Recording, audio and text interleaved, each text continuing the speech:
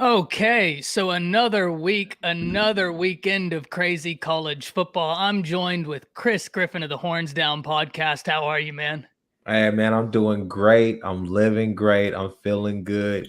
Voice kind of raspy right now because of all the screaming I was doing at the game. But man, what an incredible experience that was. That was pandemonious. I mean, it was wild, man. But yeah, I'm Did, doing great. How you doing? it was a weekend for me. We'll get into that. But did you get to go out any Friday night? Because I know you said you Uh, got to the hotel. We were planning on doing something then, but we just all got busy. yeah. So nah, Friday night I actually got to the hotel with my girlfriend and we ordered some food in and watched the rest of Squid Games, and then we just kind of chilled. It's kind of the night before. The night before, you know how that goes. The night before, I was so amped for the game. I was like, hey, we gotta leave at this time. We gotta do this, do this, do this. So I was just trying to like check off the boxes and get ready for the game. See, I know you had a good time. Jance, what's up, my man? Appreciate you. If you want to hop in, bro, you just let me know. I can shoot you a link and we can get it going because we're going to lead off with the AP ranks before we get in to everything. And my God, I have a lot to talk about for Alabama this weekend. I know you have a lot to talk about. So let's just go ahead and get it going. So the new AP, I mean, first thing that jumps off to me, I'll just go ahead and list 1 through 10. You got Georgia, Iowa, Cincy, OU, Bama, Ohio State, Penn State, Michigan, Oregon, Michigan State. So the first thing that jumps off to me is the Big Ten is going to be of real consequence from here on out, Yeah. right? Like you got 5 of the top 10 teams being in the Big Ten. Those games are going to matter. So you got some really great football coming in the Big Ten. OU coming back in at number 4. And as an Alabama fan, I have to say, I am happy and so excited that we didn't drop any further than 5. So I can't be too upset. I thought we Mhm. could drop further, albeit I would still defend us there because we talent. We'll get into that. But what was your takeaway from the AP? So my takeaway from the AP is this right here. And I was gonna stop you, but I wanted you to keep on going. The the only Iowa's in the clear. The rest of their schedule is easy. No Michigan, no Michigan State, no Ohio State. I think their hardest game may be their last game, no, I'll give them 2 hard games. They have Illinois on the schedule, and I know people are going to clown me for Illinois, but Illinois is on the schedule, and you know that could be a trap game. But it seems to me that their hardest game, they have Wisconsin left, but at the same time, let's all. I mean, come on, Mertz is not that good, and then that offense is it's not good. They don't have that guy at running back anymore. But when you look at their schedule, their hardest matchup may be Nebraska, which will be, I think, is going to be the last game of the season. I think that's a road game, so Nebraska could very well trip them up. But at the same time, you're looking at Iowa, and I expect them to make the college football, the Big Ten championship game against Ohio State. I think Ohio State is going has started to turn heads again, and is now showing who they really are, who we all thought they could be this year. So, the Big Ten is going to be interesting, like down the stretch, because Penn State, Michigan State, Ohio State is kind of interesting, and Michigan. You just kind of see how they're going to do. Is Michigan fraud? Is Michigan a fraud?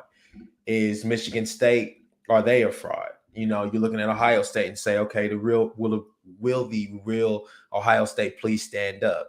And then you're just looking at other teams like, okay, so what else is going to happen? Um, I was surprised. I'm not surprised by Cincinnati. Now, here's the funny thing about Cincinnati. Cincinnati has one game on their schedule that I think they could possibly lose. Who? SMU. Yeah. SMU's I playing really well. SMU could cause problems. If Mordecai is careful with the ball, SMU they're an advantageous group.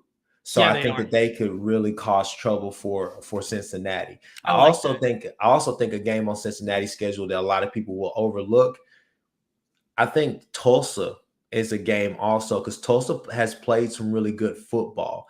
Granted, their record does not show that, but if you go back to some of those games, they were in it with Ohio State for the longest. They should have beat Oklahoma State, but you look at some of their tougher games in the non-con schedule, and you're saying like, hey, they were like that close.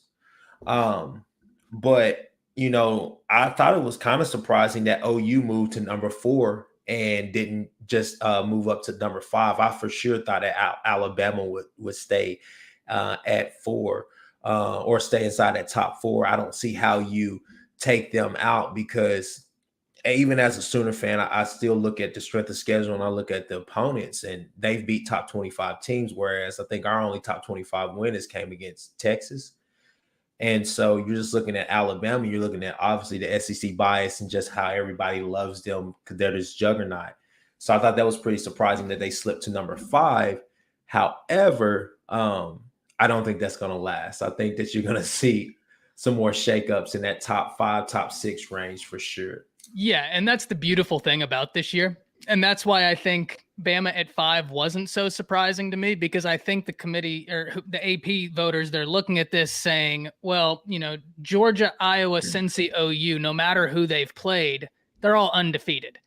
Mm-hmm. And while A&M's defense is an elite unit, if we're just talking talent, right? Talent on the field, if we're going by players, they have got some really talented guys out there.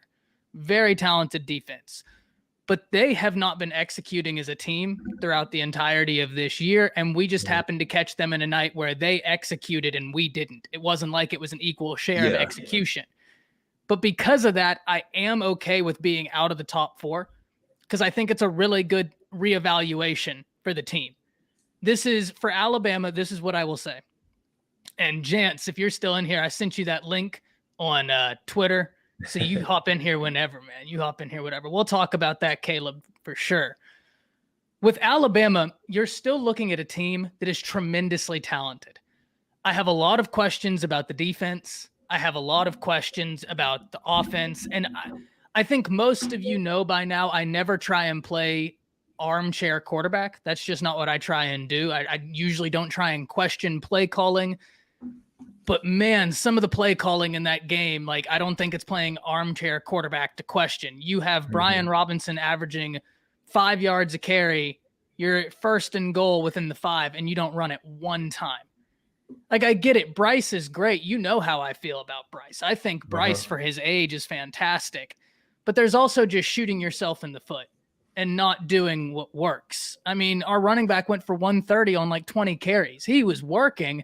We just stopped running it. And there seemed to be a commitment to plays that just didn't work all night long until it was too late. And then it was insurmountable. But at number 5, there's still plenty of opportunity for Alabama to go forward. They have Arkansas left. They have LSU left. They have Auburn left. And then ultimately, if they win out, the SEC championship provides them an opportunity to go up against number 1 Georgia. So that's going to be really interesting. I mean, you gotta think. I know it's been years since you guys have lost to who was that? Ole Miss during the regular season, the South Carolinas. I know it's been years of that. So this is a foreign place for you guys. But 2019 there was Auburn, LSU, but those were injury years. I mean, it was a little. But at the same time, I mean, just think about it. I mean, you guys have passed the eye test time and time again this year. And let's just be real. We can all go off the AP right now, but we know when the CFP rankings actually drop. Oh, 100%. And here's the thing. Here's the interesting thing, because you look at the number 5 team in the nation right now, and then look at the number 3 team in the nation right now. Okay, when you get to the CFP rankings, who are they going to award? They are going to reward the number 5 team simply because the number 3 team hasn't played anybody in a while. I don't think there's anybody outside of SMU on Cincinnati's remaining schedule that's in the top 25. And so they're having to pray that SMU stays undefeated or whatnot. So that could give them a big time top 25 game whenever they do play them, because their strength of schedule is going to be porous. So when those CFP rankings come out, it's not just the eye test. They put all the factors into it. When you look at the AP poll, it's more of just kind of eye candy. Who's hot right now? Who's playing solid? Who's playing together? So do you not put much faith at all in Notre Dame at this point? No, because I mean, that makes sense then. Yeah, that gets to the juxtaposition of your point. Yeah. I think Notre Dame, I mean, a lot of people will talk about, OU squeaking by and everything, but that's how Notre Dame has been for the last couple of years. That's what we've come to expect out of them. Yeah, you come to expect that from them, and you're kind of looking at them, and that win that Cincinnati has against Notre Dame, it was great for them, for their program, for what they're trying to become. But in terms of just a quality win, it kind of dips. You get what I'm saying? It fluctuates. It's going to fluctuate throughout the season because there's going to be spots where Notre Dame is going to be hot, and there's going to be spots when you're looking at them, you're saying, I don't know, they're a fraud. So that's kind of where I'm at with that. I don't blame you. Jance, welcome in, my man. Everybody, if y'all are just coming in, do me a big favor. We have Chris Griffin of the Horns Down podcast and also Jance Sports on here. Go subscribe to both of their content. Great content creators in the college football sphere. But Jance, you joined us at a perfect time because we're talking about Alabama's matchup against A&M, and specifically Pete Golding just came up. So I'll let you start off on Pete Golding because I have a whole way I could go with this. So I want to hear what you have to say. Oh boy. Well, first of all, guys, let's hit the like button. Definitely subscribe to, definitely these guys. These guys are phenomenal content creators. But Pete Golding, man. It's a tough one because definitely we didn't have the best game plan going in. Our players really didn't execute the game plan that was definitely was brought on.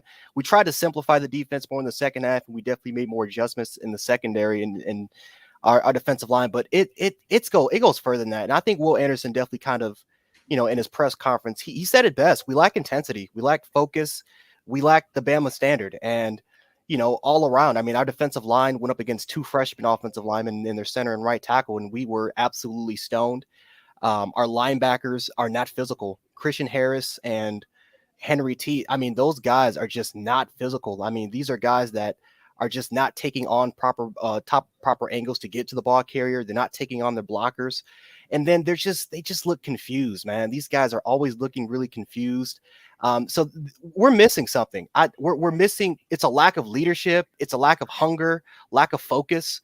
And, I think our secondary, I hate to say it, man, but we're missing talent. I think we're missing rangy guys. We're missing guys that can cover ground in our safeties. I think we have too much, guys that are good in run support areas and guys that really are, enforcers, but they're not, they lack those instincts. Like we're missing an Eddie Jackson. We're missing a Mark Barron or a Robert Lester guy that can simply just, guys that have these playmaking instincts. We're missing that.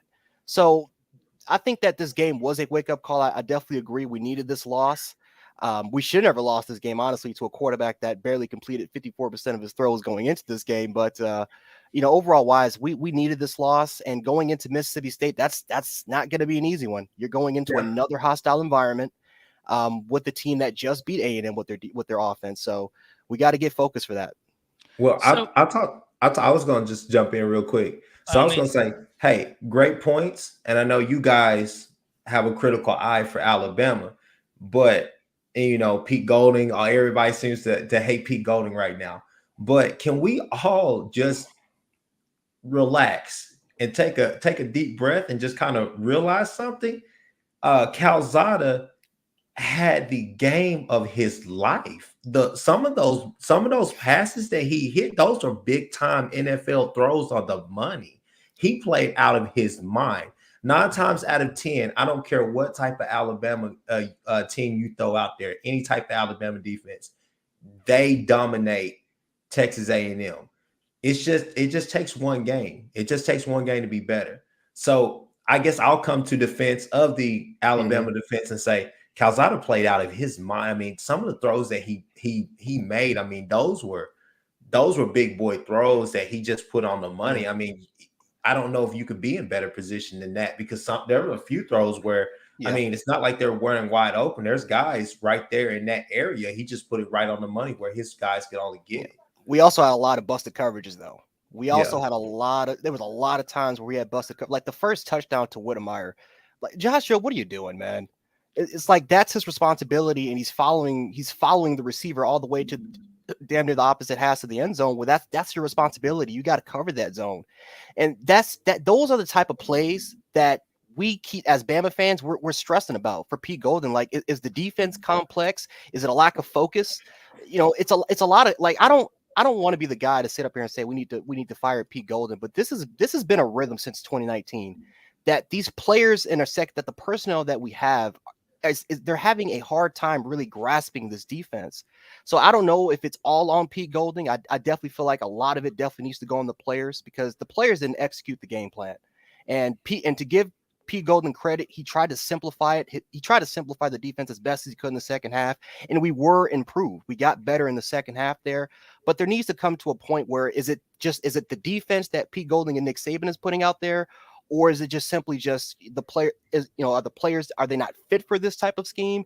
It's a lot of questions going into this week, but I do agree that Pete Golding doesn't deserve to get the heat of the blame, but he definitely needs to take some type of responsibility for the performance we've been having for the season. So I fall almost right in the middle, and I'll tell you why, because I agree with what a lot of both of you are saying. I think it's easy for us as Alabama fans to look at this and get really reactionary because of what we've become accustomed to. So I do think that there is a lot of underlying there, but in fairness, there's a reason there's a reaction, right? It's not reactionary out of nowhere. There was something that was awry and it's being identified. Now, one of the things I wonder, Jansen, I'm curious what you think of this. We've seen the regression in the Bama defense consistently since Golding has been there. Now, in fairness, it's not that I've ever been a Golding defender. I've always been curious to see how everything would come about just because of the unfortunate circumstance of the past year. You get what I mean? Like that's a whole lot, especially with the defense Alabama runs. Like the fact that the players were able to learn it says a whole lot about these young individuals. But I had a roommate who played for Pete Golding when he was at UTSA, and he really liked him, spoke very highly of him. And so that always kind of made me feel like, okay, well, maybe something's coming together because my roommate, he was a brilliant football mind, and he really thought a lot of him. But at a certain point, how much of it is on maybe we don't have like an Eddie Jackson, which in fairness, I mean, we see what Eddie Jackson's doing in the NFL. There aren't too many of him around, right? And, there's not too many of him just floating around. How much of it is that, and how much of it is just what we're trying to do and committing to do is just not working? Because a lot of the problem I feel starts at the middle linebacker position, and that's what Golding is coaching right now. And he's not a middle linebacker coach, and it shows. What do you think about that? I think doesn't he also coach special teams? Ooh, is he the special teams? I thought that was Svoboda. That could be. I know someone said that he also takes a hand in special teams, and if that's true, then he's definitely going to take a little bit of blame for that. Could be wrong about that, but he is absolutely. I'm not 100% sure there, so nobody quote me on that. Yeah, but for the inside linebackers, I mean, oh boy, I mean, there needs to be some type of blame for him because again, that's his specialty. It's the inside linebacking position. And if you really look at the last 2 to 3 years since he's been taken over the position, really the last 4 since he's been taken over the position, we've had some of the worst inside linebacking play ever since then. So he definitely needs to take some gripe and some responsibility.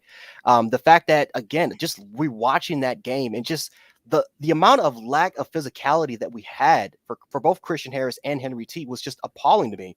Like some of those holes that A&M had, and where Isaiah Spiller and Ackeny and those guys, and trust me, those guys are really good running backs.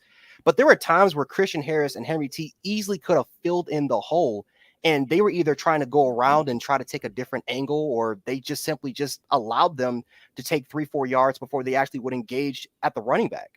So at some point, even though I don't think that all the blame should go on Pete Golding, because at the end of the day, the players, they have to perform.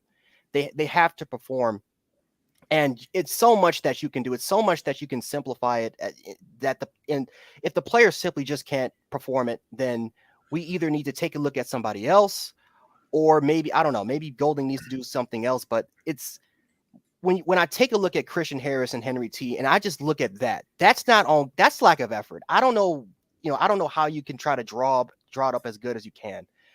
There were times where, during the game that Golden called some really good defensive play calls, some really good blitzes, and it was just Christian Harris and Henry T or somebody else just not taking any not following their responsibility. So there's only so much you can do as a coach. If your players can't perform the duty that you want them to, that's of course you're going to take responsibility for it, but it shouldn't be all on you.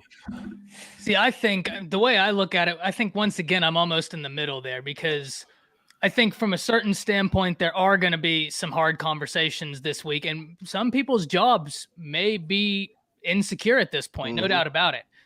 The middle linebacking position is an absolute just mystery to me right now, because it's the inconsistency. We'll have one play where the communication solid. You see the talent flash and everything comes together and you're thinking, there it is. That's exactly what I've been expecting. But then the next play, it's just a busted coverage. A wheel route has been our arch nemesis for, it seems like, 3 years now. I mean, it's just when I see a wheel, I'm almost throwing my hands up in the air thinking to myself, well, that's it. That's the one.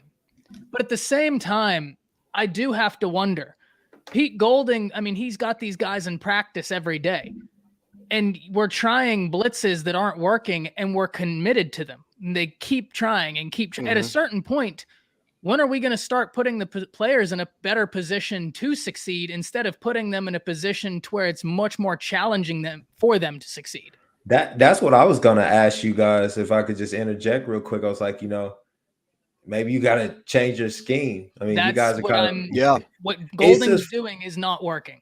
It's funny because when OU, after we went through, after they fired Mike Stoops, had Ruffin McNeil serve as interim defensive coordinator, Pete Golding and Alex Grinch were the two names that popped up on every insider list for OU. And so a lot of people wanted to go, obviously, with Golden because, you want Golden? Huh? You want Golden? You can have Golden. Oh, no, we don't want Golden now. You can take him, please. You can take him. Half a bag of popcorn and a ham sandwich, and he's yours. Oh, no, you can keep him. But yeah, so I guess it made more sense because of, a lot of fans wanted him because of the championship pedigree. But then there was a lot of people, a lot of fans in the OU, nation who wanted Grinch simply because of all the stuff that he did at Washington State, and then kind of how he would better translate, I guess, to the Big 12 back then, opposed to now when they're actually trying to play defense, if you get what I'm saying. But yeah, I didn't think Pete Golding was that bad. But I mean, if he's running a scheme that's complicated, then, that kind of begs me to ask you guys, with the Patrick Surtains of the world and kids like that, is it that they're just that elite that their talent can can get them through a scheme like that? Or is it just the fact that those kids actually get it and this group of kids don't actually get it? I think Patrick Surtain was special, right? Yeah. Like that was a special player, man. I mean, he was great. But I look at a sequence where we tried a blitz again and again and again and again. And I'm sitting there thinking it's been picked up every single time. And every time they're picking it up the exact same way. At a certain point, we have to understand that this isn't working and try something else. And it just didn't happen until it did. And it was so far into the game. I'm like, well, this is beyond making an adjustment. This is beyond that point. So that's why I think, Jance, I'm in the middle, right? Because I definitely agree. There was an absolute lack of execution, and I'm not absolving anybody. That's not... I just wonder how much of it is being put in a poor place to succeed. What's insane to me about all this is that a lot of those players on that played that played a couple days ago were on that championship defense last year. Like you look at Justin Agbogbe or You look at Byron Young, DJ Dell, Will Anderson, DeMarco Helms, Brian Branch. I mean, I can go on. A lot of those players played on that championship defense. So coming into the season, we all thought to ourselves, "Oh, this is the most experienced Bama defense that Nick Saban's had since what 2016." It's been a while. And again, it's a very complicated defense. This is not an easy defense to learn. You know, if you put me in there, I would fail the job miserably. But it's insane to me just how we can't execute. We can't execute the defense. And I do agree with you. I mean, at some point, when are you going to change up the scheme? When are you going to try to simplify when are you going to try to simplify the defense so that the players, can execute better? I mean, you got to, at some point, you can't be selfish and just say, hey, well, this is my scheme. And, if I'm going to force these players to really learn it. At some point, when are you going to go like, hey, these are the players' strengths. I'm going to try to form a defense that can fit these players so that we can try to have an easier time and that we can try to execute the defense more, because it's all about execution, right? No matter how much talent you have, if you can't execute the defense, you're not going to go anywhere. You're going to have situations where you're going to have Zach Kelslaughter, who, even though I do give him a lot of credit, he is a 55% career passer. And he's going to have nights like that where he's simply just going to torch you and complete nearly 70% of his throws. Busted coverages, busted assignments all night long from our secondary. Our linebackers not filling in the holes, lacking physicality, not taking proper angles to the block here. And the fact that our defensive line couldn't put any type of pressure. They even have one sack. When that this was is the most surprising part to me. This is one of the most experienced defensive lines in the nation. And the fact that Dallas Turner was probably the second best pass rusher besides Will Anderson that can at least get home to the quarterback, that's embarrassing. That's rough out there, man. Man. And the flip side is now we know Dallas Turner is legit. Oh, we knew that talented, coming man. in, but God's mercy, is his ceiling going to be high? I was going to say that Isaiah Spiller kind of looked like CJ Spiller out there doing that game. I mean, he was doing his thing. He's a talented running back. When I did my game preview, he was one. It's like that offense just came alive. And I mean, that just going back to my point that I made earlier about Calzada, you're looking at him and, to Jance's point, yeah, he's an above average quarterback. But he was nickel and diming you guys down the field. And then when he needed to make a big throw, he made a big throw. And so, as an OU fan, I could understand that, because it's not the guys that you think should kill you. It's the guys like Skylar Thompson and people and quarterbacks like that who come in and just have career days, Jet Duffys and stuff like that. Not saying that they're bad, but I'm just saying that it's guys like that, who come in and they literally nickel and dime OU down the field. And I'm not saying that OU defense is on the same level as Alabama's, but all I'm saying is that I'm used to that. I see that all the time. It's that guy that you don't account for. You guys just shut down Matt Corral, hit him in his face, hurt his Heisman chances, and then to come out and have a performance like this against a quarterback like Calzada, it just doesn't make any sense. It kind of highlights some of the holes or the blunders in the defense. That's why I feel like I'm in the twilight zone. And that's exactly what I was about to bring up. Last week, Bama stifled everything Ole Miss wanted to do. And if you really watch that game, they should have held Ole Miss to 7 points. Yeah. There was no excuse for the 14 other points. That was just garbage time points. I excused it because a lot of the second string guys were in there, third string guys were in there. And I'm thinking, okay, well, in fairness, it is still Lane Kiffin. He's really creative against our second, third string. That's fine. Yeah. But how do you do that? And then this week to Zach Calzada. And the one thing I'll say is, people watching, you're probably wondering how come we haven't touched Alabama's offense. And even though they messed up, they had drop passes. That's a younger unit. We expected coming into this year for the offense to have some growing pains. The defense was what was supposed to be the stellar thing. And the offense, they are not absolved, but by all accounts, they've overachieved this year coming into this game. So it's wild. Luckily, I think that hopefully Joyless Murder Ball is brought back this weekend against Mississippi State, and we can just demolish them. That's what I'm looking forward to. We can only hope so, man, because 2 of our worst games were on the road in a hostile environment. So Yeah. we can only hope so at this point. Yeah, absolutely. So the game I think everybody's waiting for that we need to talk about, and I know you're waiting for. So Chris, I want you to go ahead and do your thing because it is that time. The Red River Rivalry. My guy, go ahead and take it away as our OU fan in the group right now. Go ahead. Let me know. Excuse me. Well, first off, I'd like to thank God for this joyous occasion. I'd like to thank all my haters, Fanatic Perspective, Steven, Nino's Corner with Nick, everybody that follows Texas, everybody. But hey, man, hell of a game. Great game. Scared me there for a bit. It was definitely a roller coaster, but I remember texting Seth and saying, hey man, Baylor 2019, I feel it. Something just seemed off about that game. Give up the 2 early touchdowns, go through the whole mess with Spencer with the turnovers, and you're just sitting there saying, man, something's got to give. And you're looking at them and you're saying, hey man, 1, we got to get to Casey. Got to get to Casey. And 2, we got to stop giving up these damn scissor routes and all these crossing routes.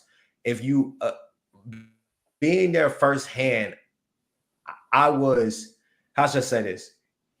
I see now why you guys were so successful. Now, okay, Texas does not have the talent that you guys had.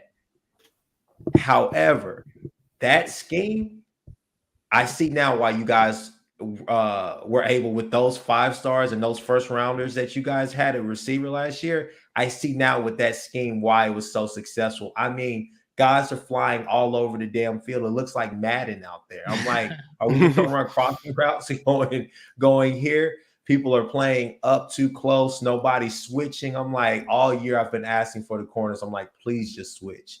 Please just switch. You go out, tell him I'm going outside. Tell the other guy I'm going inside. That's easy.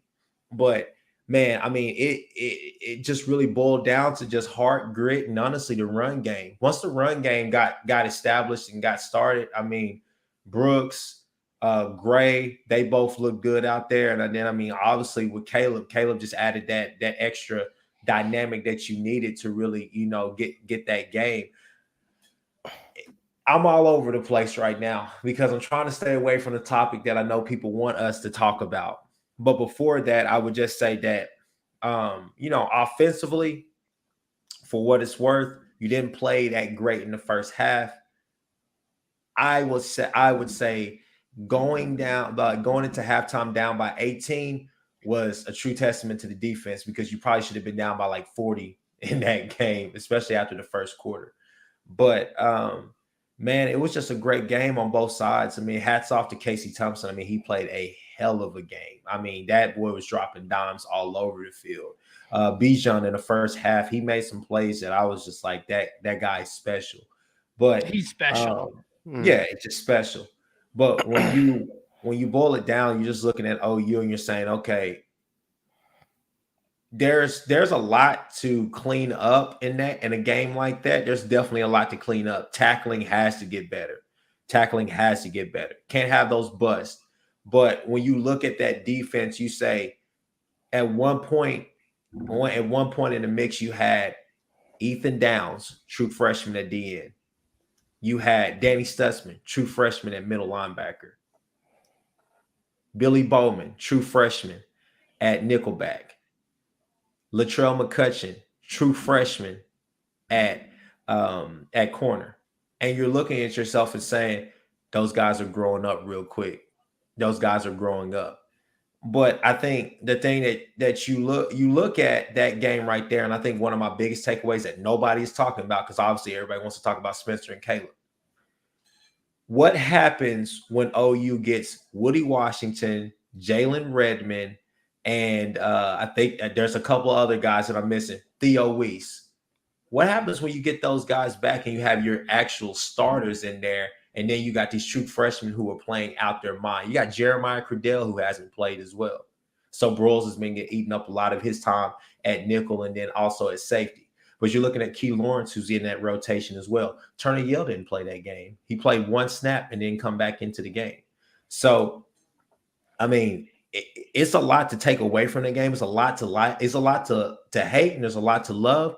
But you're just looking and saying, man, if this is the game right here that can help us turn it on, then I'm really excited to see what this team could do, because I think that a game like this right here, granted, it may not be the way that we want to get there, but this is a game that really sets us up to kind of still make that national championship run. I guess that Sooner magic kind of comes into play, because championship November is right around the corner. And with our schedule now, I believe that once we get past TCU, you got Kansas the next week. Then you got TCU at home. You do what you need to do, you'll be perfectly fine. You'll be perfectly fine, because everybody I know, and I know Seth and I have talked about this as well on our show, we've called the Baylor game a trap game. But they have a bye week before that game. And so a lot of people are going to look back to last year and say, well, you guys didn't play good. Dave Aranda had you guys figured out. Well, it was a COVID year too. So we didn't even know if we were going to field a team that year. So it's just a lot of optimism that came out of that game about what we can be, because I'm a big Spencer Rattler fan, and I ride or die with Spencer. I know. But it kind of feels like Caleb may have finally unlocked this offense. And we all know that if that offense is unlocked and the offense becomes what we know that it can be under Lincoln Riley, it's going to be hell to pay for a lot of people, because that defense is good enough to hold you to 16 or less points. And so, like I said, I'm excited. You guys can pick it apart, but I'm just really excited. I mean, just to describe the atmosphere there, man, it was nuts from the get-go. There was never a doubt in anybody's mind.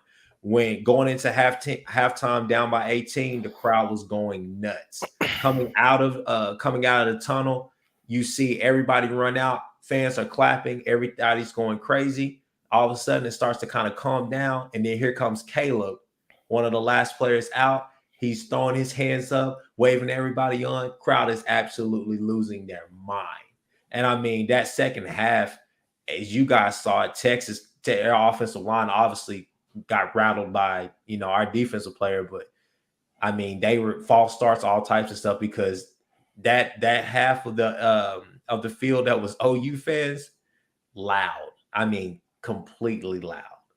So, yeah, no, I mean, that's pretty much my takeaway from the game, man. It's just a lot of optimism coming from that. I'm not going to say that, hey, we're elite and we're this and we're great and we're going to go climb a mountain and hang 50 on Georgia and kill Alabama and all the rest of that stuff. But just for what we've seen the past 5 weeks, man, this game was needed. This was one of those games that was like needed, because I think this is going to give us momentum going forward. I'll let you take it next, gents. Well, I'll say this. This game reminded me so much of Alabama versus Georgia in the national championship, not just because of the scenario. Like, going into that national championship game, you had all this controversy between Jalen Hurts and Tua, and even during the spring game, whereas Bama fans, we watched Tua. We're like, this is by far the better quarterback. But then you have the other side. It's like a 50-50 side. One side's on Tua, the other side's on Jalen.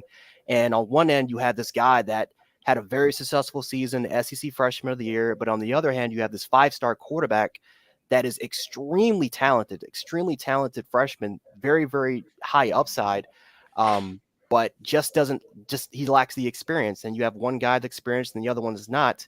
And for weeks, we were just talking about that. And obviously, we all know what happened. Tua got his opportunity and Bama never looked back. The same thing, I think, can be applied here, because, one side of Oklahoma fans screaming Caleb Williams while the other side is screaming Spencer Rattler. And you can tell Lincoln Riley was kind of thinking the same situation, because, again, you look at Jalen Hurts when they were down in Oklahoma, they were down by West Virginia. And I think when it was very similar, wasn't it like 28-7 to West Virginia? No, they were down. I think at one point it was 10-10, and then it was 11, I think wasn't it was like 10-10. It may have been because I know we had to come back and have that. No, they tied the game. It was like 13-13 or so. And I think it was like 13-10 or so. And that's whenever they started screaming we want Caleb. But yeah, they weren't down by double digits to West Virginia. It was more like 3 points because I think I was talking about when Oklahoma when they had Jalen Hurts when they went to Baylor. They went to their place. Oh, yeah. No, they were down like 31-10 going into halftime. Yeah. Mm-hmm. So yeah, it was a very similar type of situation. I mean, you could have easily pulled the plug with Jalen Hurts, and you could have, I think Spencer Rattler was a freshman and Tanner Mordecai was there. You could have easily pulled the plug. So you can just tell that Lincoln Riley was thinking about this for weeks, that we have two really good quarterbacks. Great point. And one of them is dynamic. One of them you can just tell changes the offense, but he lacks experience. He lacks experience there compared to the quarterback that we had before that had a very successful season the season prior. So the fact that he was able to make that call was it reminded me so much of the Alabama-Georgia national championship game. And now that first of all, Caleb Williams, man, what a hell of a performance, man. That kid is special. His first play went for 66 yards, which was just supposed to be simply a 2-3 yard run, was incredible. But just his play on the run outside of the pocket, the fact that he was never bewildered, he was always confident. That's insane to me. So that kid has an extreme amount of upside. But to me, you can't go back. I think Caleb Williams is simply going to be the guy.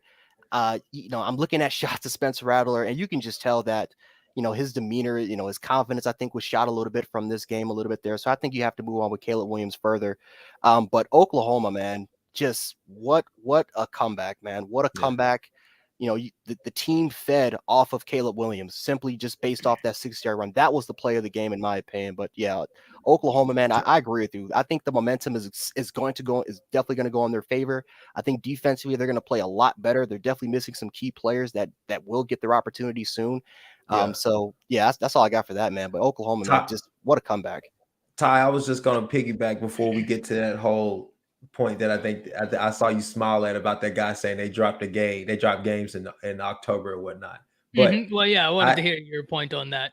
I'll go into that then. But I just want to say, it's amazing to see Caleb do that off of basically a year and a half without football.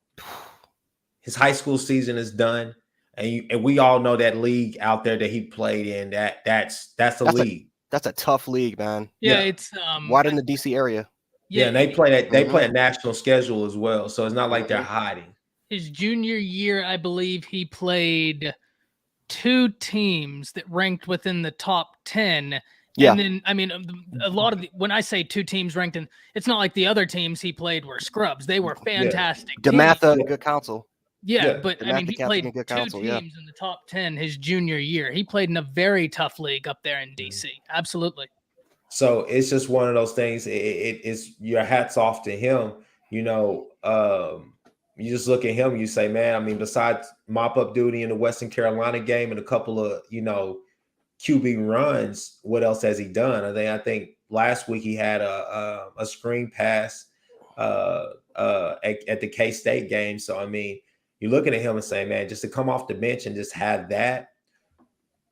I'm not going to say, yeah, we all knew it, but at the same time, when reading a lot of insider information and everything, that was kind of the belief that if something happened to Spencer this year, injury or whatever, they would be fine with him. He's ready. It's just the fact that Spencer's more mature, more experienced as far as just the overall player, simply because he's better in practice. He's making mistakes, but you're looking at Caleb Williams and saying, I mean, he's 18, 19-year-old freshman that hasn't played ball in like a year or two. His senior year was stopped because of COVID. So he moved to Norman. And so all he was doing is basically up here at Norman North, running air routes, basically just doing a lot of stuff with a lot of high school players and everything around the team. So he wasn't really with the team until the spring. So it's kind of one of those things where he's been without football for so long, and it just kind of makes it all even more amazing because you're looking at him and saying, okay, I get that he may make mistakes. He may make some bad mistakes, but he's a freshman. And not only that, he's a true freshman. So it's crazy. Well, we're going to keep on this topic, but another Yeah. individual, Travion Henderson for Ohio State Yeah. from, I believe, Hopewell, Virginia. My Yeah. family lives in the Virginia area. And I just remember growing, when he was in high school, my sister and brother would tell me like, oh, there's this kid near us who's phenomenal. And it was Travion Henderson. He didn't have a senior year. I mean, you look at what Yeah. he's doing at Ohio State. That kid is phenomenal. I mean, there's a lot of individuals. So one of the things I'm really surprised about with this game was, aside from how Oklahoma responded, the way the team responded. Yeah. It was such a palpable shift between Caleb and Spencer when that happened. And one of the things I've heard is people saying like, oh, I think a lot of people are trying to put way too much of this on Spencer. And I'm certainly not trying to absolve Spencer of any adequate blame. But I think that a lot of people, when they see Caleb in there, they think, oh, well, you see, our offensive line was fine the whole time and this, that, and the other. And it's no, your offensive line is allowing a half second less per average drop back than last year. That's a lot of time when we're talking college football. Half a second to a full second less per, that's something. It looks different when you have a guy back there that can run the way Caleb does, though. It allows for the defense to be on their heels because now they have no choice but to respect the run. So there are still things that need to be worked through, to your point, and you said that, but that's where I think it's dangerous for some people to put all of this on Spencer when it's like, no, there are areas that make it more difficult for a non-mobile quarterback to succeed here. This isn't all on him. Caleb just has a God-given ability that allows him to affect the defense in a way Spencer just doesn't, and that's just what it is. He's every bit of Jalen Hurts with a better arm right now. I don't disagree. He's I have friends asking me, constantly like, hey man, did you know he was that fast? I'm like, I saw it in the spring game. He's definitely not Kyler Murray, but he's in between Kyler and Jalen. And he reminds me a lot of Jalen. Yeah. Yeah. But the thing with Spencer is just the fact that he's just had some bad turnovers. You could say that guys are running the wrong routes and different things like that, but you're just looking at Spencer and saying, man, the biggest difference between you this year and last year, you were more decisive last year. And you were more intentional with how you were playing. There's people who are saying, well, he's not checking the line. He's not helping them with protection and switching protections and all the rest of that stuff. Caleb did that. You're looking at people who are saying the NIL deals, the QB1 stuff. And then you're looking at people who are saying that just his demeanor and all that. I just think the problem with Spencer is that, and then also a lot of people are saying, oh, he's trying to save himself for the NFL. I'm like, that's out the window right now. He's got to figure it out. But he's underthrowing guys. The timing. That's the weird thing about Spencer's career at OU. The timing that he's had with the turnovers and the underthrown, passes and different things. It's inexcusable at times because you're like, hey, man, we understand that you have serious arm talent. Nobody's denying that you may have the best arm in the nation, but as far as just technique and just timing, like sometimes you're off and it just doesn't seem like it's clicking right now. And I think one of the biggest things a lot of fans are asking for him is just like, hey man, look, when that pocket collapsed, they're playing a soft zone because they know you're hesitant to run, but you could pick up 5 or 6 yards. Because when you look at OU this year, we're constantly in 3rd and 12 because of penalties as well, but we're constantly in 3rd and 12, 3rd and 7, 3rd and 8, 3rd and 9. I mean, we're rarely ever a 3rd and 2, a 3rd and 3, or like a 3rd and 6. That would be an accomplishment for us. But we're constantly putting ourselves in these bad situations. And then Spencer, with him turning the ball into plus yardage, and you're saying, okay, we just turned the ball over on our 40-yard line. So now, of course, they're going to run at our defense. Our defense just got us to stop, and now we're giving them the ball back.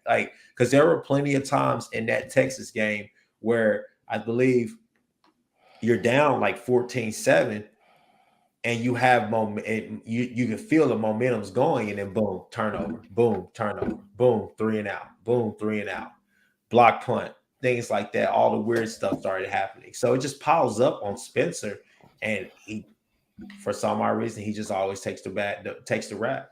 So this is an interesting year for us though, because in years past you never had this, but that's the benefit of having Lincoln Riley as a coach, where you have 5-star instead of just 5-star, 3-star guy, 5-star transfer guy. No, you have you have guys back there who are more than capable to go ahead and take command if they need to.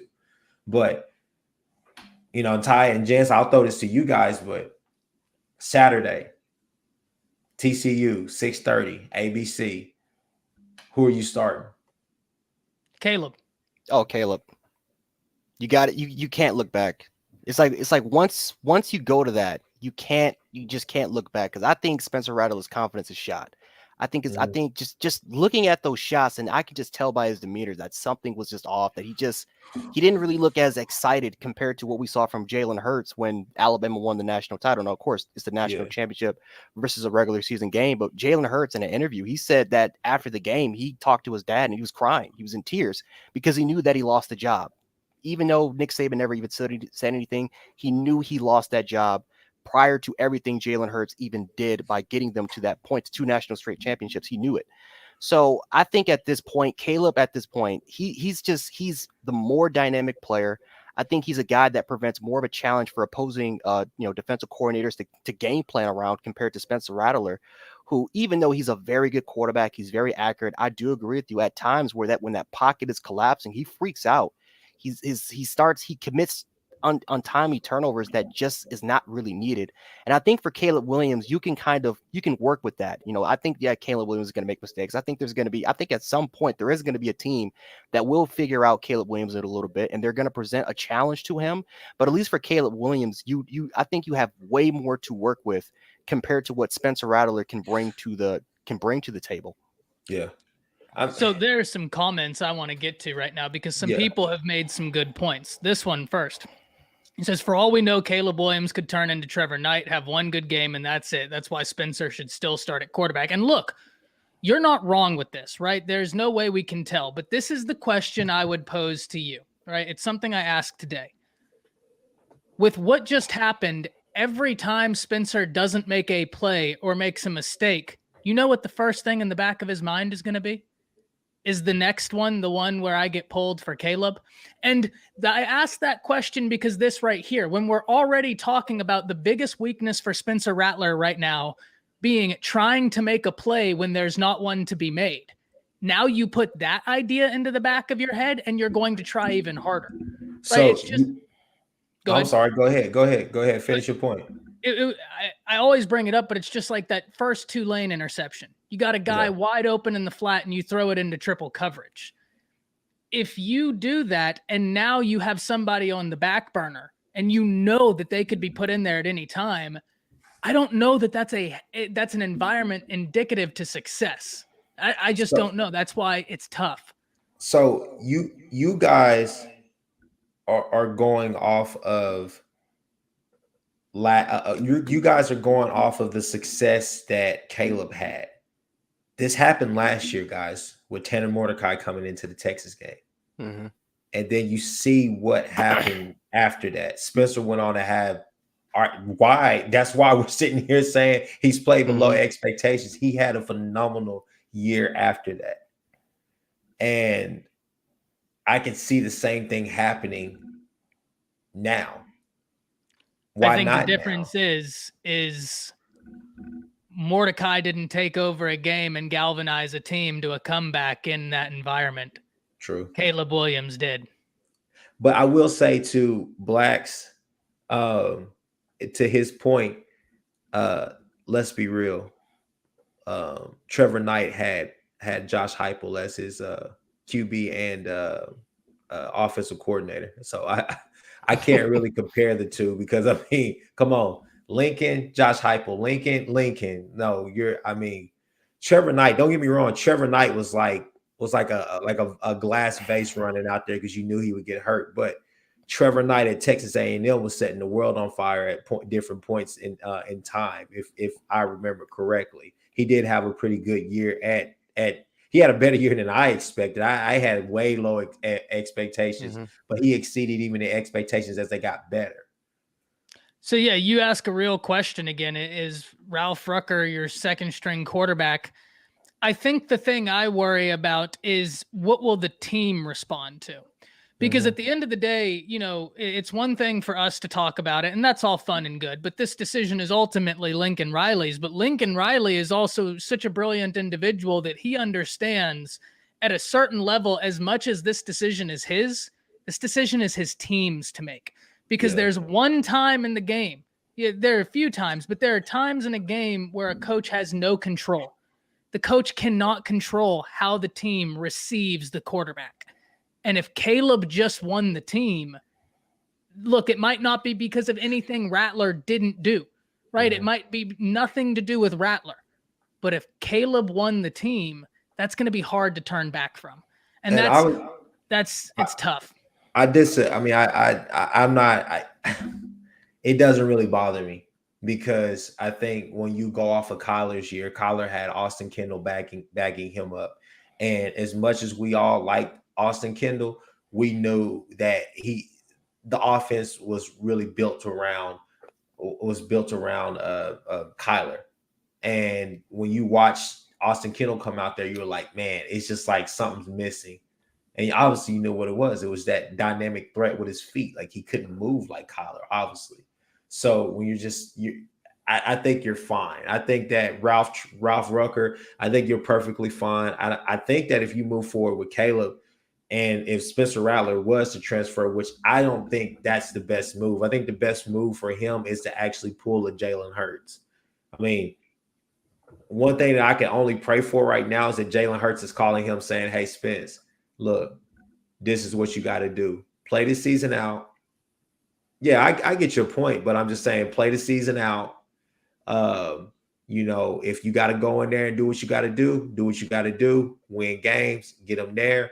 Then you can transfer if that's an option for you, which I think it is. I mean, that kid's going to be wanted by just about he's going to be running by a plethora of teams. And I can tell you Pac-12 is definitely going to be calling for him to try to come home onto the West Coast.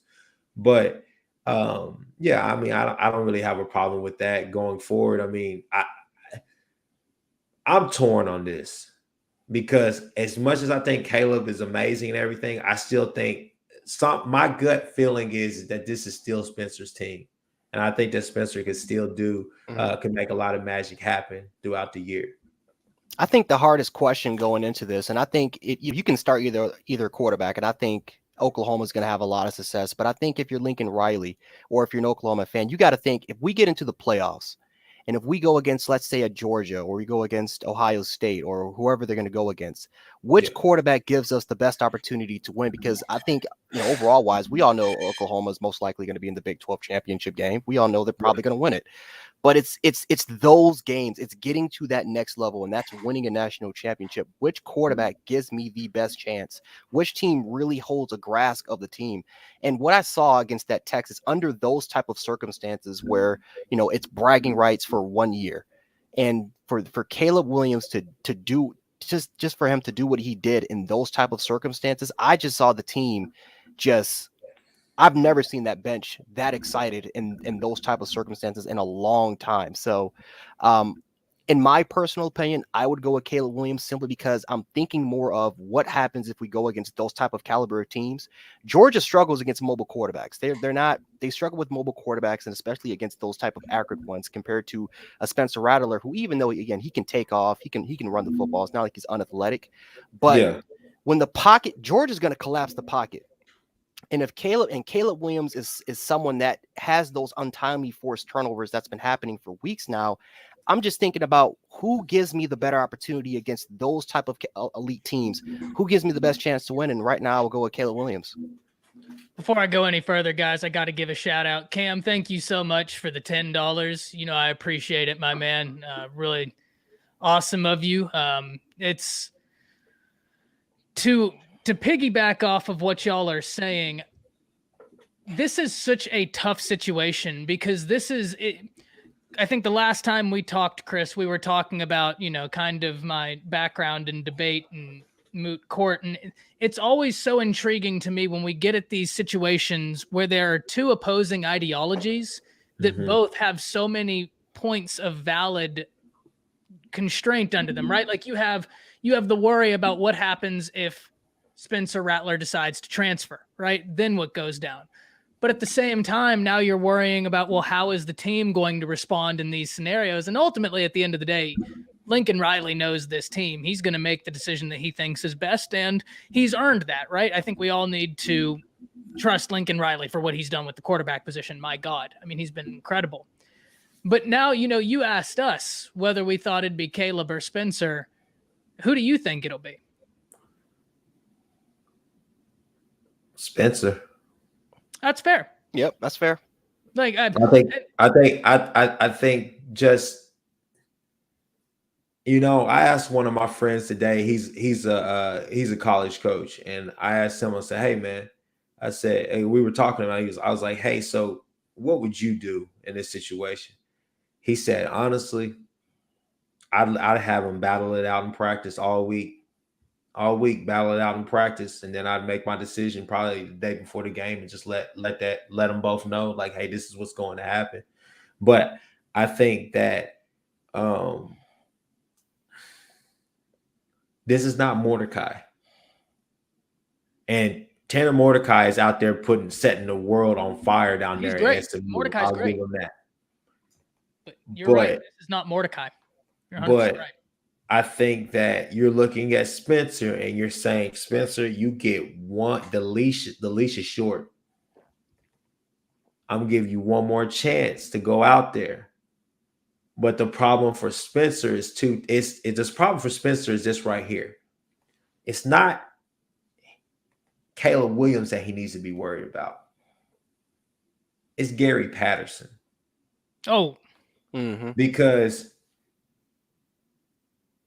that defense looks really, really good at times, and then they look really, really bad at times. If their corners aren't in the right spot, their front seven is anemic. They give up a lot. But a game like this right here, Gary Patterson, I believe at some point today or whatnot, Gary Patterson is on record for saying, like, yeah, if we have to face, go up against Caleb, in our preparation now, we have to go back and look at old film, look and see what they did with Jalen and everything, because there's going to be a lot of different things that they can do now, opposed to what they can do with Rattler. But even with that, Rattler's still a threat, because I don't know. But I think that with Spencer, you're going out there against a Gary Patterson defense that he's going to play games with you. What you think is there is not there. He's going to disguise a lot, and he's going to be with you, east and west, north and south, however you want to do it. So I don't necessarily think that I need to watch my back for Caleb. Of course, the crowd is going to go crazy. Of course, the crowd is going to want Caleb to be in. But when you look at who he needs to be worried about, I would say it's Gary Patterson, because that defense right there is going to come, and they're going to put a test. And it goes to that one guy's question about, like, what game could they potentially lose? I think you're even looking at it's hard to say Texas Tech, because I don't think Texas Tech coming to us, which I think that's going to be 11 a.m. game. I think that's going to be a blowout. But it would be this game right here. It would be this game right here that they could potentially lose, simply because, one, you're coming off that high against Texas, and then two, with this whole quarterback fiasco thing, how does Spencer react? If Spencer rolls out there, how does he react? Yeah, so one of the questions someone has kept asking is, they want Caleb to get more experience. And the question that I genuinely am interested in this, so I'd really like you to comment back and let me know. There's only one way for the young man to get experience, right? Like, that's as much as you can have practice with the first team all off season. That's not really experience. You know what I mean? Like, every quarterback that's going to be a starter practices with the first team offense all season. Experience is when the lights turn on and the game starts. So the only way to get the young man experience is to have him play. So I understand that. I do very much well understand, Black. You have a salient point. You have a good point, and it's true. But I think that the counterpoint is also true, and they're not mutually exclusive ideologies. That's what makes this conversation so intriguing. And that's why ultimately, look, let's be honest, and I think we can all three agree here. Chris, I'd imagine you agree. Jance, you're an Alabama fan, and you know how Saban has played this. I love him not giving an answer as to who the quarterback's going to be. Yeah. Why would I tell you? For what reason? I want you to sit on it, and now you do more work. Yeah. I know what you're going to do. You have why would I tell you? Like that right there, it's something to talk about, but at the same time, I was really surprised that people were surprised that Lincoln wouldn't say it. And I'm You're like, not going to show your hand. Yeah, I mean, and that actually, and to anybody who would try to discredit you for that point, go to the OU K-State game the week prior to the Texas game. K-State was not ready for that zone run scheme and that zone attack. That was not what they planned for. They planned for the normal GT counter, all the rest of that stuff. That's what they had planned for. They planned for a typical OU offense. They did not see them coming out there pistol formations and running zone schemes the entire time. So that really threw them off. So it's details like that, little intricate parts like that. They really could throw a whole team off during the whole week, because if you look at TCU, you're saying, yeah, they have to account for all of that. You have to account for Caleb's leg and arm. And then also, let me just say this right here. One thing I was definitely excited about with Caleb being in the game is just the fact that, I mean, out of nowhere, here comes Marvin Mims, who we've not heard about all year. Marvin Mims looked like the Marvin Mims of last year. I mean, he was making plays down the field, because those were some dimes that he was tossing. But I mean, I'm just gonna be real, like Marvin was catching everything that game, everything that came his way. So I mean, it's just that element that he adds, man. Well, that's the beauty about being Caleb Williams in that scenario. You're down, you're the backup quarterback. It's a last-ditch effort. You have a playmaker out there. If you have faith in your arm, let it fly. Yeah. What do you have to lose at that point? Because if you turn it over, I mean, the worst that's going to happen is saying, okay, well, we weren't doing anything with the first team quarterback, so yeah, it is what it is. So, but you're right. I mean, getting Marvin Mims involved was huge. We haven't seen him. And then what Caleb allows for them to do running is going to open up everything else. Yeah. That's going to be big. But what about Kennedy Brooks? What do you think about that, Jance? He came... Oh my goodness, he looked like Samaje Perine. He looked like Samaje Perine out there, man. He was just running over people. His vision was incredible. But yeah, man, he brings a certain toughness, man, that, I love guys like Samaje Perine and the DeMarco Murray's of the world, like just these physical running backs, man, that just, sets the tone, that tires out a defense. You can just tell that this Texas defense was exhausted. That defensive line, man, and these linebackers and these secondaries, they did not want to tackle him. Like at some point throughout the game, even on that last drive, like I've seen defenders that had a clear shot to come up and stop him, and they didn't want to engage him. It was 2 yards up the field until they actually tried to do something about it. So that just tells me all I need to know about this kid, man. He is a very physical running back, and I think that's what Oklahoma needs. And I think the scary part, just piggybacking to what you guys have been saying, is that every defensive coordinator is going to have to game plan for two quarterbacks now. You're going to have to game plan for Caleb, and you're going to have to game plan for Spencer. So I think Lincoln Riley is going to have a field day with this. I think he's having a phenomenal time with this, because he knows that defensive coordinators are going to have such a hard time game planning for what Oklahoma has. You don't know what you're going to have from now on. So I wouldn't be surprised at all if maybe, and I hope this doesn't happen, but still, it could be a 2-quarterback system. If they're both having great weeks of practice, it could be a 2-quarterback system. It could be that they rotate maybe each week, because you do play TCU, then the next week I think you play Kansas. So I think that for Lincoln Riley, I think he's excited for this. I think he's happy for this moment right now, that you got 2 quarterbacks now that you have to game plan for. I agree with that. I definitely agree with that. And just to piggyback off of his point with the whole with Kennedy Brooks was amazing that game. But I think as the season goes on, I'm not gonna say he's a world beater. I'm not gonna say he's Adrian Peterson or anything that's amazing. But you're back to 3 scholarship running backs. And that's something that not a lot of people are talking about. With Marcus Majors coming back, Marcus Majors is right there in between Kennedy Brooks and Eric Gray. And so that's another level of physicality that you can add to that offense. So now that puts you at pretty much 4 backs. I don't because you have obviously you've seen that Jeremiah Hall has been instrumental in the run game. So that, I mean, just think about it. I mean, you're looking at Lincoln and saying now that gives him that flexibility just in case one of those backs goes down. So if Gray goes down, then you kind of know what your back situation is going to look like. But just giving him that flexibility, I think that's something that he can also play with. So I think Lincoln is really enjoying where he's at right now. I mean, dropping a game in October and everything or whatnot, I get that point. But man, to be 6-0 right now, where we're at, I'll take it. Over being 4-2, 5-1, I'll take it.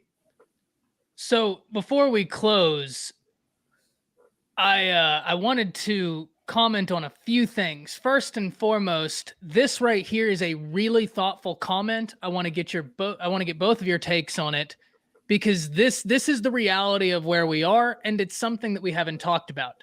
Yeah. Lincoln Riley can't respond immediately because there's money tied up in Spencer Rattler with contracts and other money-related deals. And look, we are not contending, because I think Gravy points out, we're not contending that Riley is making decisions based on NIL. However, now we are in an area where there is NIL. And one thing, the reason why I wanted to bring this up is a lot of people have been saying, oh, well, this is NIL. The reason that there's this lapse of focus is NIL.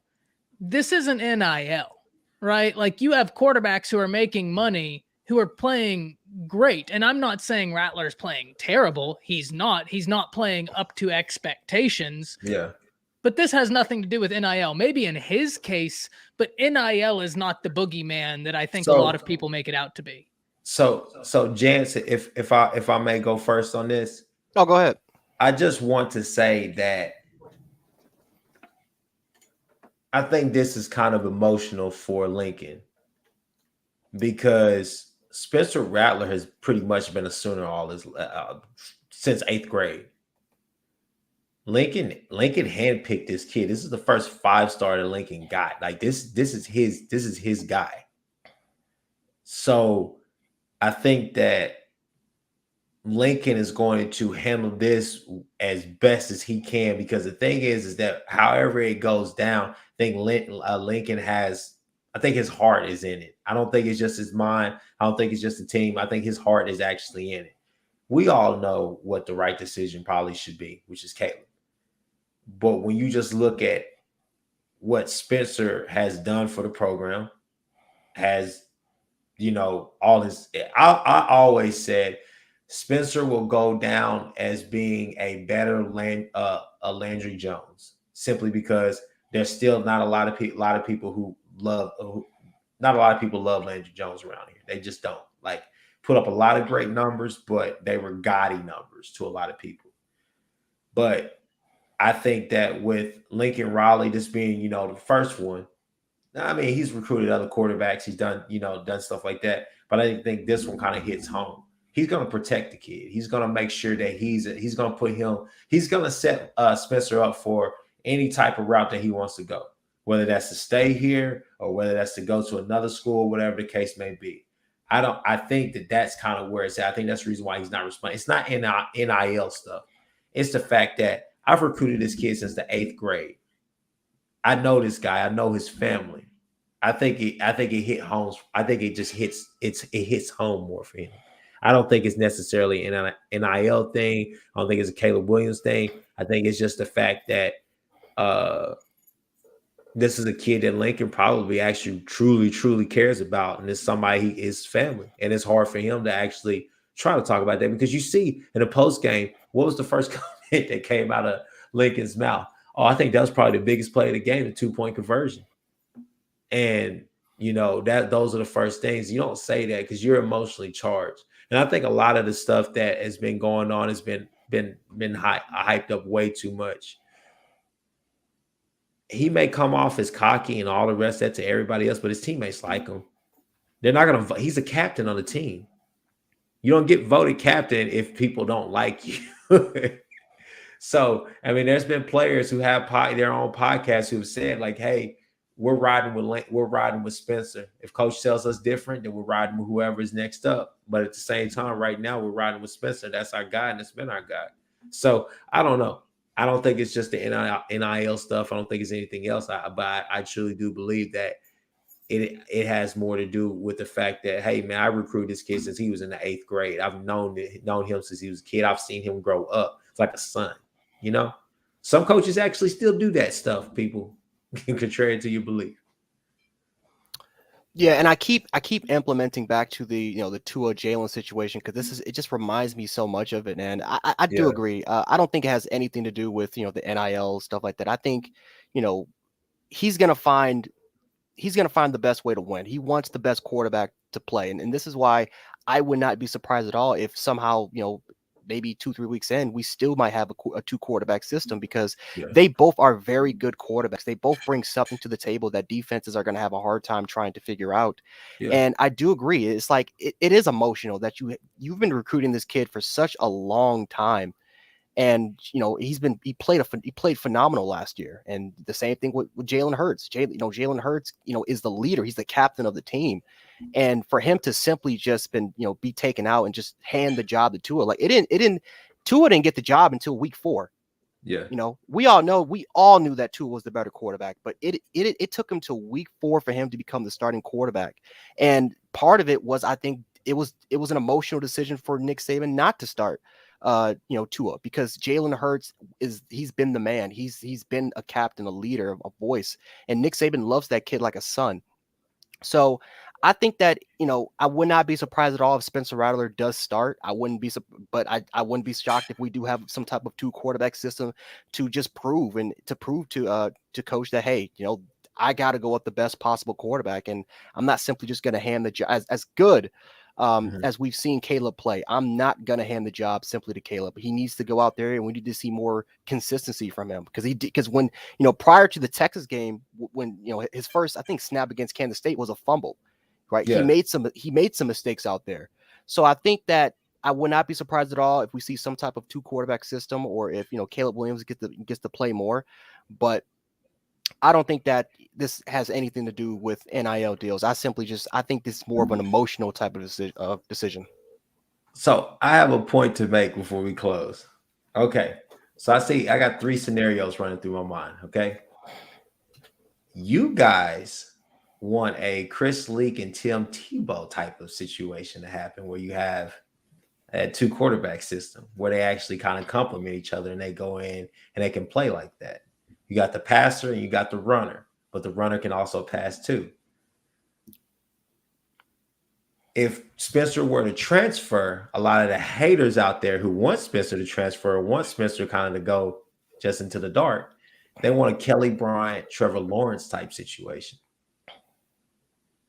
And so to Jance's point, also, he's talking about another cohesiveness, or as far as a cohesive 2-quarterback system. You have the Chris Leak and the Tim Tebow style, but you also have the Tua and Jalen style, where I'm going to be an upstanding citizen. I'm going to be an upstanding guy and a real stand-up team player. And I'm going to gracefully relinquish my role as the leader of this team for the better of the team. But don't worry about me because I'm going to get mine in the end too. So it's 3 scenarios. It's 3 paths that you can go. And I definitely don't think that OU fans, I think the smart OU fans, I don't think you want to go down the whole Kelly Bryant, Trevor Lawrence, because you don't want to see that happen to any kid. This kid gets you so far and gets you to the point that you want, that this kid is going to get you to, but it's kind of hard. It's bittersweet. It's a bittersweet ending. So it's just funny just to see kind of the juxtaposition as far as like this right here and those three, how those three dynamics work, because 2 out of 3 really did work. Well, obviously all 3 worked, but which style do you want to go about this with? Can Lincoln actually sell them on a Tim Tebow and Chris Leak type of style where, hey, Spencer, we're going to go to you. We're going to keep you in, but you got to make plays. This kid right here, he's going to make more. He's going to make plays and stuff, especially on short yardage downs. Caleb is going, we're going to have these packages. We're going to have these different things for you coming out. Or can you go with the whole Jalen Hurts route and say, okay, Spencer, this is Caleb's team. I want you to be our number 2, and I want you to be our guy. But with this whole transfer portal era, you're probably looking at a Kelly Bryant situation, because I don't think that Spencer opts out and prepares for the NFL. I think he opts out and rebuilds himself and builds himself back up. That way his stock is through the roof again. And I think he transfers somewhere. I know my uncle, we talked today and we said, hell, if he transferred, he should transfer straight to Oregon. I think that if you're looking next year, he's the starting quarterback at Oregon next year. I don't care what kid they had. I know they got a 4-star that was there this year who's elite. Yeah, Ty Thompson's got Ty Thompson. But I think that if Spencer Rattler goes there, it's a no-brainer who's the quarterback. Hell, he could probably even go to Notre Dame if he wanted to. But he's a West Coast kid. He's from Arizona, so I definitely think he would go back there. But I just want to throw that out. I thought that was really interesting. That came out of my mind. I was just like, man, you got 3 paths that you could potentially go with this whole 2 quarterback system, but which one do you think will be most conducive to this team? And with Spencer, I don't know, because I'm not going to say he's a real attitude guy or just a me guy, but it's kind of hard to swallow that pill that, hey, you know, I'm not the best on the team anymore when he's been the best everywhere else that he's been. Yeah, it always goes. One thing I've said, and Chris, I think you've probably heard me say it 100 times. Jance, you may have heard me say it. With Rattler, there's always a phrase that comes to mind. Just because you can do something doesn't necessarily mean you should. And I always say it every time he does the little jump back floater pass where he doesn't set his feet and it's almost like he's shooting a Dirk fadeaway. And he's got the arm to do it, sure, but that doesn't mean you should do it. And it's such an interesting situation. It's definitely one we're going to have to keep up with.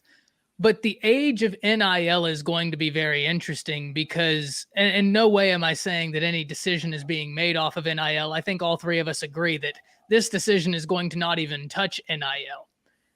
It's just very interesting how NIL is going to affect the game going forward. And it's such an intriguing new frontier in sports to me, because I have to wonder, Chris, you're an attorney and you would know better than I'd have to imagine, and this is going to be a little bit off topic, but this is just where my mind goes with this. There's got to be a lot of predatory contracts going out and about around these college athletes. I mean, I just can't imagine how those things are going right now. And so when I said that I was interested in the NIL comments, it was much less in regard to this situation, is in regard to college football as a whole, and situations like this, where now what happens if a business, right? Like, what if they're in some predatory contract with the young man and now he's not starting? What happens then? This whole new frontier has got a lot of questions that it's the terms. It's the terms. Look at the terms of the contract. Terms of your contract. Here's the beauty of the NIL, of the whole NIL thing, and I'll pass the mic to Jance. But the beauty of the NIL thing is that unlike you SEC guys who can, you know, pay your recruits and do stuff, you look at the NIL deals and say, hey, now I can actually keep my players eligible. I don't have to worry about them taking money from people and boosters and stuff like that, because now they can actually go make money, which you're still going to have some kids who do dumb stuff, obviously. But I think that that's the beauty of the NIL, is that it's attempting to put every team on an equal playing field, because now you don't have to worry about people necessarily paying recruits. But you can also tell them, like, hey, you're going to make a lot of NIL money here, or regardless of wherever you go. So why not here? You get what I'm saying? But it's all about the terms. I mean, you're looking at Raising Cane's and a couple of places like that and saying, like, damn, y'all kind of jumped early on Spencer. Y'all probably should have gave that to Caleb. But that's just the web and flow of that's the That's ebb and business. flow of college football. That's That's just life. business, baby. Yeah, it's business. Yeah. Yeah, it's amazing to like watch players like DJ Uiagalelei who got that endorsement from a major sponsor like Dr. Pepper, and again because they projected him that he could be the next thing, and all of a God, I sudden thought so. yeah, and all of a sudden he's not having the season he's having, and now all of a sudden all these kind of these local people that want to endorse him, they turned away from him. They're going somewhere else. It's just very interesting how this entire NIL situation is happening, because again, especially during preseason, it's a projection. We're projecting players that are going to be great. We're projecting that Spencer Rattler is going to be a first round pick, and he still could be a first round pick. But a lot of people thought he could be the first pick of the overall draft, and you get all these people that are trying to endorse him, and now all of a sudden, just because of one game, of one situation, all of a sudden that all could be gone. So it's all about the terms, man. It's but it's all about what type of situation you put yourself in, and some things could be fortunate, and sometimes it can be unfortunate. Yeah, it's such an intriguing frontier, one that I'm so interested in seeing, because one of the coolest stories, I'll say this before we shut it down, let people watch some Monday Night Football. I mean, Jance, you know this. Chris, there's a player for Alabama, JaQuincy McKinstry, whose nickname was Kool-Aid, who changes his name to Kool-Aid and gets an NIL deal from Kool-Aid. Like, that to me is just the coolest thing in the awesome, world. man. Like, it's so cool. The ability, a lot of people make it out to be this giant boogeyman. And in its purest form, this is nothing to be afraid of. This is and could be the great equalizer within college football. It's just got to be done right and ethically. And that's where I'm really concerned about, is the ethics behind all of it. Not that people are getting paid, that people are going to insert themselves into predatory contracts for individuals who are just trying to get paid. I think that that's an area that I hope there's adequate funding for proper NIL training and making sure people aren't trying to take advantage of these athletes, just trying to get compensated for what it is they do. Man, before we shut this down, Gravy Boat, thank you so much for the 5. It's up there. Didn't get to it because we were in the middle of an intense conversation, but I really appreciate the donation. Someone asked me a question about Gabriel Brownlow-Dindy. He's committing tomorrow, I believe, between Oklahoma and Texas A&M. That's going to be a great one. I mean, that's about as up in the air as a recruitment battle as you can have. And that's ultimately what we like to see, right? Is these battles where we're going to be surprised tomorrow. I mean, either institution has a good idea and a good reason to feel confident in that. Very talented young man. Very, very talented young man. Gentry Williams is the 18th, I believe. So recruiting is heating up. I'll let y'all say y'all's closing comments, but it was an absolute blast having y'all on. Once again, I stream every Monday evening. That's just going to be the thing from here on out. We'll do more than one stream a week if we can, but at least one live stream on Monday. Usually try and get some guys to join me. Today we got Chris Griffin of the Horns Down podcast and Jant Sports. I'll let y'all show y'all's closing remarks. All right. Well, hey, I'm Chris Griffin. You can catch me at Chris with a K. I think it's been on the screen. Got a lot of great content. Just dropped a extremely nice troll piece. I don't know if you had the time to see it, Ty. Did you see that new one that I dropped? Oh my God, with the dog. Jance, are you following Chris on Twitter? Yeah. Yeah. So did you see his one a few weeks ago where he wrote the like Revolutionary War style video? Oh no, I got to see it. Oh God, it's great. And he just did another one. If y'all don't follow him on Twitter, he needs to plug himself up. He does these little skits that are hysterical. I showed my girlfriend the Revolutionary one. I've watched that. I've contributed at least 15 views to that one. That one's funny. That's great. No. But yeah, no, we got actually breaking news. Dearest Uncle Part 2 drops Thursday. So be on the lookout for that. So I gotta catch we there's a couple of pieces that are coming this week. And hey, we got a lot of stuff. Our podcast and even our YouTube show. So you can find us at Horns Down Podcast on Anchor, Spotify, Apple Podcasts, whatever the case may be. I do the show with my friend Seth Oliveris. You can find him at Seth Oliveris. You can find me at Chris with a K. And hey, we got a lot of content and we just have fun. Seth is the more of the football mind. Me, I'm just a troll and I hate Texas. Anyways, hey, I appreciate you for having me on the show, but I'll pass it over to Jance now. We need to get Seth on here as well. Yeah. Oh yeah. But yeah, my name is Jan Sports, and hey, man, I'm just an ordinary guy that just, I love sports. I'm a fan of the game of football. I love college football. I'll talk about NFL football. But yeah, just, typical Alabama fan, typical Bills fan that just loves to react to stuff, man. If you guys want to interact with me, you definitely can hit me up on Twitter, which is Jan716, Instagram, Jan Sports. And yeah, if you guys want to, hit me up, shoot me an email at jarek946@gmail.com. Hit me up. We can talk about anything, man. Like I said, normally when I do live streams, you guys can, I normally post a chat. You guys can talk football with me, man.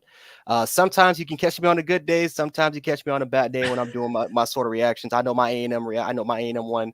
I got a lot of heat from that, but it is what it is, man. Like I said, we're all fans of the game. We love football. We all love college football. It's an awesome community. And like I said, I love talking with these guys. Definitely, again, subscribe to our On Talk Sports. Definitely check out my brothers, man. These guys are awesome content creators. Definitely hit them up. And make sure to hit the like button, man. We got to smash this like button for these guys. But yeah, man, that's all I got. Awesome show, man. Really appreciate it. I was going to say the Dan Mullen take. The Dan Mullen take. You caught me on a bad day for that. That was spot on. And I loved it. I love the energy. I love the energy. I go back and watch that video before I have to go to court sometimes just so I can get in that mindset. You know what's funny? I was at a Blue Jays game when they because I live in Buffalo. I was at a Blue Jays game when they were here. And I was, just chilling, just watching the game. Someone came up to me and said, "Hey, are you Jan Sports?" I'm like, "Yeah, I'm Jan Sports." Man, I love that Dan Mullen take, man. That was awesome, man. I had, when I have a bad day, I always watch you, man. I'm like, "Oh man, I really appreciate that, man." So yeah, I get that all the time. That's like one of my favorite takes. And I didn't even mean for it to, for me to, cuss around and use, inappropriate language. But I hate Dan Mullen with a passion. I don't like him. I hate that dude so much. And he even made excuses after when they lost to Kentucky. And I wanted to do something on that so badly, but I'm like, it's got to calm down, man. I love it. That's the type of energy we need. Man, it has been a great time as always. Zach, as always, for everybody that came in here, watched it, we really appreciate. Go subscribe to both of these guys. Great content creators in the college football sphere. And they're talking football. They're having a good time doing it. And this is a community that we're going to keep fostering, keep growing. And this is something you need to stick around for. These guys are going to be frequents on the live stream. Thank y'all all for tuning in. Thank you for everyone who supports all of these content creators. Y'all's support, likes, comments, and just tuning in and interacting means a lot more than y'all could ever expect. But with that, man, that's about it from me. What do y'all say? I'm going to take that as that's it. But all right, I'll be back here next Monday. Chris, I don't know when you're uploading. Jance, I don't know when you're uploading, but that's about it from me. Yeah. What do y'all think? That's about it. Yep. Yeah. All right, y'all. Appreciate it. We'll see y'all next Monday.